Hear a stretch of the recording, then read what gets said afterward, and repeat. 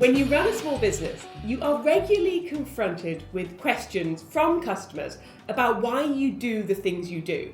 And the reason you often get these questions is because people know, unlike a big business, that they're likely to get an answer. And so, whereas you might not email an Amazon, a Zara, one of these big companies, you might not email them and say to them things like, why are your kits so expensive? Why haven't you released more designs? Why won't you extend that sale for me? You might not email those because you just assume you're not going to get an answer, whereas you actually would probably email a small business. And some of those questions really make you have to dig deep into why have you chosen to make the decisions you've chosen. So in this series, I'm going to answer some of those questions which we regularly receive, and I hope this will show you just how much thought, care and love has gone into making every part of this business. We quite often get messages in our inbox which will say things like, have you ever thought about doing design with a bear? Or when is your next design coming in the Just So range, because I want to know before I place my order. We get quite a lot of these lovely questions which are about new designs, things that are coming. And they're really nice to receive because it shows how engaged people are. People want to see what our take is on a particular topic. Maybe if it's for the woolies, they want to see a fabled thread version of Endeavour. But we don't actually very often release new designs, and so I wanted to explain to you why that is.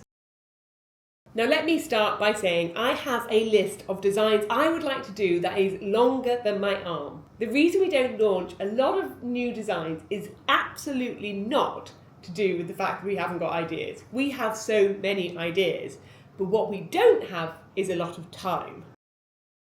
Time is constantly in short supply when you run a business. I have ideas that have been sat in my head for years. Things that have been stewing, bubbling away, that I want to explore, that I want to get into an embroidery, that I want to paint, that I might want to do in all different mediums. But where I fall short is my ability to find the time to dedicate to it. Now, in a way, this is a really good benchmark, because what it means is that an idea has to sit with me for quite a long time before I even get a chance to explore it. If I have an idea and after a month, 2 months, I've forgotten about it, if it's not nagging me, then it probably wasn't a very good idea. Whereas if I've got ideas, like I do have, that have been nagging me for 12 months, for 2 years, then I'm probably pretty certain that's a good idea. That's a thread that needs to be pulled. Whilst the overall thought process is slow, coming up with the designs once you get there can be quite quick. It could be that I sit down for an afternoon, much like I did with our latest Woolies collection, where I sat for an afternoon and I drew out 6 brand new designs in the space of 4 hours. But that's when the true thought has to come in. There are key questions I have to ask before I move forward with a design or with a new range. Things like, is it the fabled thread? Is this just a trend or is it timeless? Are we going to be able to afford to produce it? Is it different from what we already offer? And the issue is, sometimes when you get a design to that stage, even if you love what you've created, the reality can be that it can't answer yes to all those questions. Whilst it's a good design, commercially, logistically, it won't make sense for us to be able to produce as a business. And often, you don't know that till you've actually got it all down on paper. What that means is that the process is slow. Whilst you can have lots of ideas, whilst you can spend quite a lot of time thinking about it, you can end up often, after a year of thinking about something, canning it because as much as you love it, you realise at that point that it's just not feasible. In a way, I've just been talking about how long it takes to get to a design, but actually the reality is the design itself can often be the quick bit, because every bit, the thought process, everything going on there, that's all happening in the background whilst you're doing other work. So sitting down and drawing a few designs, that can be quite quick. The time commitment, though, comes in to how you actually go about creating that into a product. So firstly, it's embroidery, it's needlepoint. These crafts take an incredibly long amount of time. For something which is like a smallish embroidery piece, yeah, maybe that's a kind of 5 to 10 hours to stitch a prototype.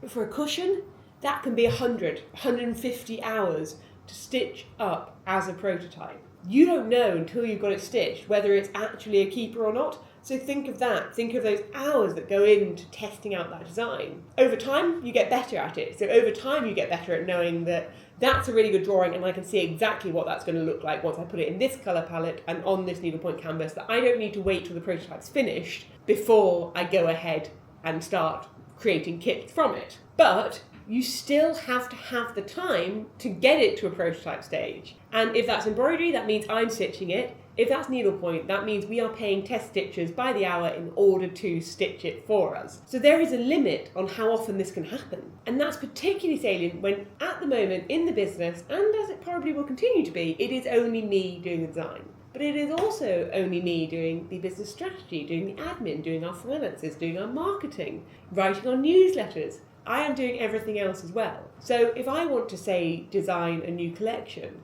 I have to justify that time being taken away from other aspects of the business. There is an opportunity cost to everything you do.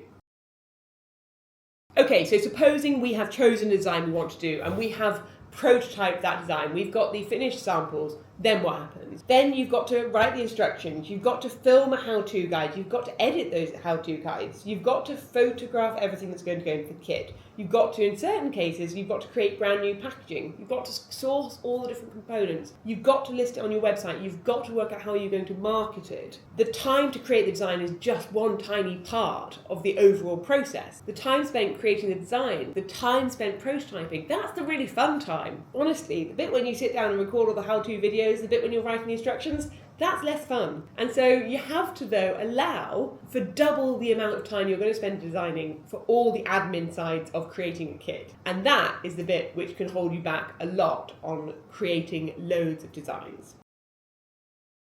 With this being honest answers, with me being really truthful about the reality of some of these situations, I would be lying if I said cash isn't a huge consideration also in how many designs you release. When you order new instruction booklets, if I'm asking Amy to print fabric for us, I have to do it in large quantities. So I have to upfront buy vast numbers of units of stock. I have got to trap a load of cash in my inventory. I then got to pay to store that inventory. I've got to be able to pay for the people who are going to test stitch each design up. I've got to pay for the photography time. I also then have to enable it to take longer for the team to pack an order. If they've got 20 designs or 100 designs, it will change how long it takes to pick and pack a single order. The business has to have the financial ability to accommodate a whole new range of designs. You have to be in a position where you're willing to upfront pay a lot of cost, have a delay on when you might break even, because you believe it's really going to bring more value, more customers, more people your way when you launch those designs. And that is another of the big sticking points. Of course we could do more designs. Of course we could do more launches. And in the last 18 months alone, we have really cut back on the number of designs we've been launching. We have very much shifted focus to marketing what we have rather than adding constant newness. But I am conscious that I have designs I want to explore and I wish I had more time to explore them. So we are actively training Izzy up in the team to be able to start helping me from a design perspective. We're also, for the first time ever next year, launching a collaboration where we're working with another designer who is designing a range of kits for us, which is quite novel for us because I am usually always the one designing the kits. It does bother me that I don't have enough time to launch as many designs I'd want. It does bother me how many ideas I have trapped in my head that I can't yet get out. But that is part of the patience that is required from having your own business. And in the long run, as we grow, as you buy more of our kits from us, as you help us grow, that gives me the ability to have more people around me to make my time more available to spend doing designs, which is absolutely where my one core strength really lies. And whilst that does mean that for the time being, until we get to that point, we are limited really to 1 or 2 proper new launches a year, plus a few range extensions, what I do think that means is that we don't chase trends. We can't be reactive. I'm not going to suddenly do a sort of Taylor Swift Embroiders 2 type piece, because that's just not us at all. But also we're not reactive in that way. We have to have a long process about how a design comes about. And at the end of the day, I'm always really wanting any design that we do launch to be something which has longevity, to be something that can be in the collection for the next decade or more. That's what I'm trying to achieve with each of our designs.